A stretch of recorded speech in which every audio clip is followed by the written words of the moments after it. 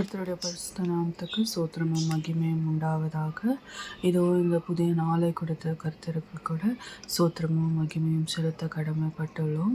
இந்த நாளில் கூட தேவன் நம்ம ஒரு முக்கியமான மனிதர்களை இந்த வேதாகமத்தில் குறிப்பிட்டவர்களை குறித்து தியானித்து வருகிற நாம் இன்றைய நாளில் கூட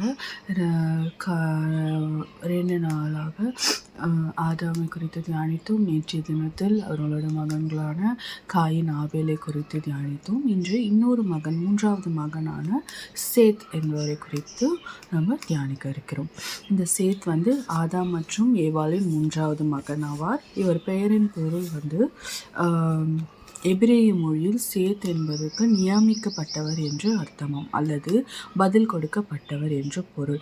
அதாவது ஆபேலின் மரணத்திற்கு பிறகு தேவன் ஆபேலுக்கு பதிலாக இவரை தந்ததாக ஏவாள் விசுவாசித்தாராம். ஸோ ஆதியாகமம் 4ஆம் அதிகாரம் 25ஆம் வசனத்தில் ஆபேலுக்கு பதிலாக தேவன் இவருக்கு கொடுத்ததை ஏவாள் விசுவாசித்ததனால தான் சேத் என்று பெயரிட்டார் என்று பார்க்கிறோம். இந்த 25ஆம் வசனத்தை நம்ம பார்க்கும்போது, பின்னும் ஆதாம் தன் மனைவியை அறிந்தான், அவள் ஒரு குமாரனை பெற்று காயின் கொலை செய்த ஆபேலுக்கு பதிலாக தேவன் எனக்கு வேறொரு புத்திரனை கொடுத்தார் என்று சொல்லி அவனுக்கு சேத் என்று பெயரிட்டாளாம். ஸோ இவரோட பெயருக்கான அர்த்தம் அதுதான். மற்றும் இவரது பிறப்பு மற்றும் வயது பார்க்கும்போது, ஆதாம் 130 வயதாக இருக்கும்போது சேத் பிறந்தாராம்.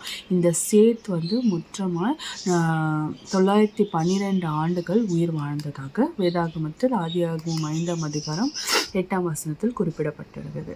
இவர் தெய்வீக தலைமுறை பார்க்கும்போது, காயின் சந்ததியினர் பாவத்தில் வாழ்ந்தபோது சேத்தின் சந்ததியர் தேவனோடு நெருங்கிய உறவு கொண்டவர்களாக இருந்தனர். சேத்துக்கு ஏனோஸ் பிறந்த காலத்தில் தான் மனுஷர் கர்த்தருடைய நாமத்தை தொழுது கொள்ள தொடங்கினார்களாம். ஸோ நம்ம காயின் பார்க்குறோம், அவன் பாவம் செய்துட்டு அவனோட அவளை கொலை செய்துட்டு கொலை செய்து பாவத்தில் மூழ்கி அந்த சந்ததியே பாவத்தில் மூழ்கியதை ஓடி ஒளிந்ததையும் நம்ம கண்டோம். ஸோ ஆனால் இந்த சேத்தோட வம்சவெளி பார்க்கும்போது தேவனுக்கு பிரியப்பட்டவர்களாய், தேவனோட நெருங்கிய உறவு கொண்டவர்களாய் வாழ்ந்தார்களாம். மற்றும் அது மட்டும் இல்லாமல் இந்த சேத்துக்கு பிறந்த ஏனோஸ் பிறந்த காலத்தில் தான் தேவனை தொழுது கொள்ளுதல், கர்த்தருடைய நாமத்தை தொழுது கொள்ள தொடங்கினார்கள் என்றும் குறிப்பிடப்படுகிறது. அதே அந்த ஆதியாகமம் 4ஆம் அதிகாரம் 26ஆம் வசனத்தில் பார்க்கும்போது, சேத்துக்கும் ஒரு குமாரன் பிறந்தான், அவனுக்கு ஏனோஸ் என்று பெயரிட்டான். அப்பொழுது மனுஷர் கர்த்தருடைய நாமத்தை தொழுது கொள்ள ஆரம்பித்தார்கள் என்பதை பார்க்க முடிகிறது. மீட்பின் வரிசை. சேத் இயேசு கிறிஸ்துவின் வம்சாவளியில் முக்கியமானவர். நோவா, ஆபிரகாம் மற்றும் குருதியாக இயேசு கிறிஸ்து சேத்தின் வழியாய் வந்தவர்கள் என்று வேதாகம வம்சாவளி அட்டவணைகள் காட்டுகின்றன. ஸோ வேதாகமம் அட்டவணை நம்மளுக்கு தெரியும். இப்போ அடுத்து நம்ம பார்த்துருவோம் நோவா, ஆபிரகாம் அப்படி பார்த்துருவோம். ஸோ இந்த சேத்தின் வம்சாவளியில் தான் இயேசு கிறிஸ்துவம் வந்தார் என்ற ஒரு காரியம் குறிப்பிடப்பட்டுள்ளது. ஸோ இந்த சேத்தோட வம்சாவளி அவ்வாறாய் ஆசீர்வதிக்கப்பட்டதாக இன்று நம்ம பார்க்க முடிகிறது. இந்த சேத்தின் வம்சாவளியில் தான் இயேசு கிறிஸ்துவானவர் பிறந்தார் என்பது நம்பப்படுகிறது. அந்த அட்டவணையில் கால அட்டவணையிலையும் அவ்வாறே காண்பிக்கப்படுகிறது. நமக்கு தெரியும், அடுத்து நம்ம படிப்போம், நோவாவை பற்றி படிப்போம், ஆபிரகாமோட வம்சாவளி இப்படி படித்து கொண்டு வரும்பொழுது இந்த சேத்தோட வம்சாவளியில் தான் இல்லை. ஏன்னா காயினோட வம்சாவளி அந்த 4 பசங்க அவங்களோட அந்த பாவப்பட்ட இதுவாக அது மாறிடுச்சு. ஆனால் சேத்தோட வம்சாவளி அப்படி கிடையாது. அது தேவனோட நெருக்கமான வம்சாவளியை மாறினதால் அது ஆசீர்வதிக்கப்பட்டதால் இருந்ததை பார்க்குறோம். இது நிரூபிக்கும் வகையில் லூக்கா எழுதின சுவிசேஷங்கள் 3ஆம் அதிகாரம் 38ஆம் வசனத்தில் பார்க்கும்போது, ஏனோஸ் சேத்தின் குமாரன், சேத் ஆதாமின் குமாரன், ஆதாம் தேவனால் உண்டானவர். ஸோ இதை பார்க்கும்போது இந்த அதுக்கு முன்பு லாமுக்கு மெத்துசலானின் குமாரன், இந்த வம்சாவளி எல்லாமே குறிப்பிட்டு கொண்டு வராங்க. இதை ஏன் குறிப்பிட்டு வராங்கன்னா, ஒரு ஒரு முதல்ல இருந்து ஆதாமிலிருந்து எல்லாமே ரிவர்ஸில் அவங்க மகன்கள் என்று குறிப்பிடப்பட்டே கொண்டு இருக்கிறார்கள். அப்படி குறிப்பிடுவதன் மூலமாக தான் இயேசு கிறிஸ்துவும் இதே வம்சாவளியில் வந்தவர் என்பது குறிப்பிடத்தக்கதான். அந்த அதிகாரத்தில் பார்க்கும்போது எல்லாமே குமாரன் குமாரன், இவங்களோட குமாரன் இவங்களோட குமாரன் என்று குறிப்பிடப்பட்டிருக்கும். நீங்கள் இந்த லூக்கா 3ஆம் அதிகாரத்தை போய் பார்க்கும்பொழுது அப்பொழுது லூக்கா 3ஆம் அதிகாரம் 23ஆம் வசனத்தை நம்ம பார்க்கும்பொழுது, அப்பொழுது இயேசு ஏறக்குறைய 30 வயதுள்ளவர் ஆனார். அவர் யோசேப்பின் குமாரர் என்று எண்ணப்பட்டார். அந்த யோசேப்பு ஏலியின் குமாரன். அப்படி அந்த ஏலி மாத்தாத்தின் குமாரன். அந்த 23ஆம் வசனம் தொடர்ந்து ஏசப்பாவை குறிப்பிட்ட பிறகு அப்படியே அவங்கவுங்க குமாரன் குமாரன் என்று அந்த கால அட்டவணையை சொல்லிட்டே வரும்போது கடைசியாக 38ஆம் வசனத்தில், அந்த அதிகாரத்தின் கடைசி வசனத்தில், ஏனோ சேத்தின் குமாரன், சேத் ஆதாமின் குமாரன், ஆதாம் தேவனால் உண்டானவன் என்று முடிக்கிறாங்க. ஸோ இதன் மூலமாக ஏசப்பா அந்த வம்சாவளியில், இந்த சேத்தின் வம்சாவளியில் வந்தவர் என்று குறிப்பிட்டார். ஏன்னா ஆதாமின் மகன் காயின் ஆபேலெல்லாம் அதான், ஆனால் ஏனோஸ் போது சேத் மகன். ஸோ அவரோட வம்சாவளி என்று குறிப்பிடப்படுகிறது. இரண்டாவது தொடக்கம். பெரு வெள்ளத்திற்கு பிறகு மனித குலம் முழுவதுமே சேத்தின் சந்ததியினர், அதாவது நோவா வழியாக மூலமாகவே பெருகியது. எனவே இவர் மனித குலத்தின் இரண்டாவது தொடக்கமாக கருதப்படுகின்றார். நம்ம பார்க்க போகிறோம், நோவாவோட காலத்தில் நமக்கு தெரியும், அவங்க காலத்தில் தான் பெரும் வெள்ளம் ஏற்பட்டது. அதன் மூலம் எல்லாருமே அழிக்கப்பட்டாங்க. அந்த குடும்பத்தை தவிர அவங்க காப்பாற்றின பறவைகள் விலங்குகளை தவிர. ஸோ அதன் மூலமாக தான் இரண்டாவது தொடக்கமாக வம்சாவளிகள் வளர்க்கப்பட்டது. ஸோ இந்த நோவாவோட குடும்பம் யார்? இந்த சேத்தோட வம்சாவளி தான். ஸோ இந்த சேத்தன் வம்சாவளியாக தான் இரண்டாவது இதுவானது தொடங்கப்பட்டது. முதல் கடவுள் எல்லாத்தையும் படைத்தார், ஆதாமை படைத்து தான் இது கொடுத்தார். ஆனால் இந்த நோவாவோட காலத்தில் எல்லாமே அழிக்கப்பட்டுருச்சு, மொத்தமே அழிக்கப்பட்டு புதிய இதுவாக உருவாக ஆரம்பிச்சது. அப்போ இருந்த வம்சாவளி இந்த நோவாவின் குடும்பத்தின் வழியாக தான், அதாவது இந்த சேத்தன் சந்ததியினரால் தான் உருவாக்கப்பட்டது. ஆன்மீக பாடல்கள்னு பார்த்தோன்னா, சேத்தின் வாழ்க்கை ஒரு மாற்று ஏற்பாட்டையும் இழப்புகளுக்கு மத்தியிலும் தேவன் தம்முடைய திட்டத்தை நிறைவேற்றுவார் என்பதை காட்டுகிறது. அதாவது ஆதாம் ஏவாள் தப்பு பண்ணினாங்க, ஏசப்பா வெளியில் அனுப்பிச்சார்.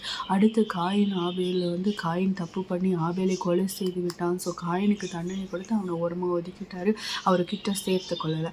ஆனால் இந்த ஆபேலுக்கு பதிலாக தேவன் அப்பயும் அவங்கள கைவிடாமல் ஒரு சேத்தென்ற ஒருத்தரை கொடுத்தாரு. அவன் மூலம் இந்த உலகம் ஆசீர்வதிக்கப்படணும் என்று அவர் தீர்மானித்ததன் படியாக தான் அவங்க அந்த வம்சாவளியை தேவன் ஆசீர்வதித்து அவரோட நெருங்கிய வம்சமாக வைத்து கொண்டார் என்பதை பார்க்க முடிகிறது. அதன் மூலம் கடவுள் ஒரு ரீப்ளேஸ்மெண்ட், அதாவது ஒரு ஆபேல் செத்துட்டான், ஆனால் அவனுக்கு பதிலாகவும் அந்த அப்படியே விட்டு விடாமல் அப்பயே கடவுள் என்ன பண்ணிக்கலாம், மொத்தத்தை அடிச்சு நான் முதல்ல உருவாக்குறேன் நான் பண்ணியிருப்பாங்க. ஆனால் அதெல்லாம் பண்ணலை. தேவன் அப்பயே ஒரு மீண்டுமாய் ஒரு வாய்ப்பை தந்து சேத்தை அவங்களுக்கு கொடுத்தாங்க. அந்த சேத்து கடவுளுக்கு பிரியமானவனாக இருந்து கடவுள் அந்த வம்சத்தையே அவருக்கு நெருங்கிய பிரியமான வம்சமாய் மாற்றி அதன் வழியாக இயேசு கிறிஸ்துவானவரே உருவாகும்படி செய்தார் என்பதை பார்க்க முடிகிறது.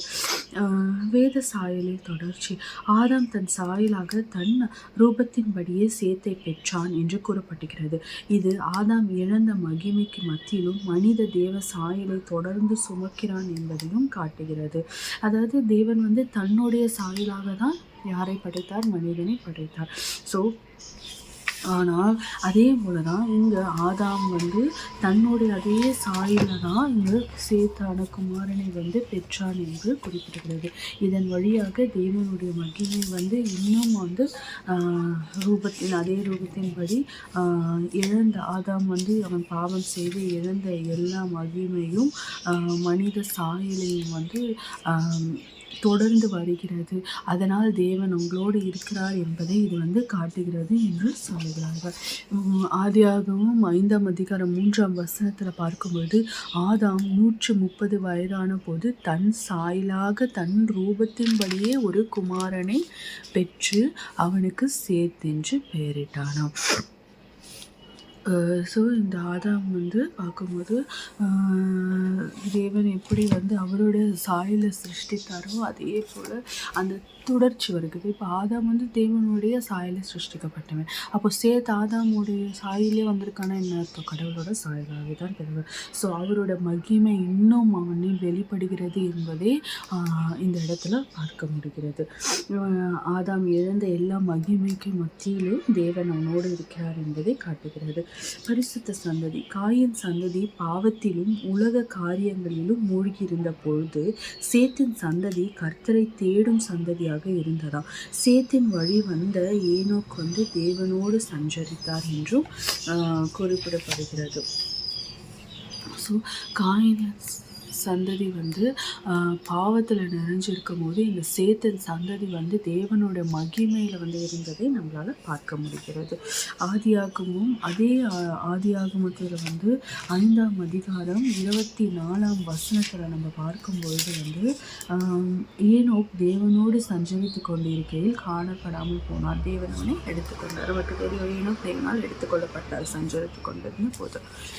ஸோ இதுலேருந்து நம்ம கற்றுக்கிற பாடம்னா தேவனுடைய மீட்பின் திட்டம் மாறாதது. அவர் மீட்கணும், அவர் ஒரு திட்டம் தீட்டிட்டார்னா அவர் நிச்சயமாய் அதை நிறைவேற்றுவார். அவரோட மீட்பின் திட்டம் யாராலையுமே மாற்ற முடியாது.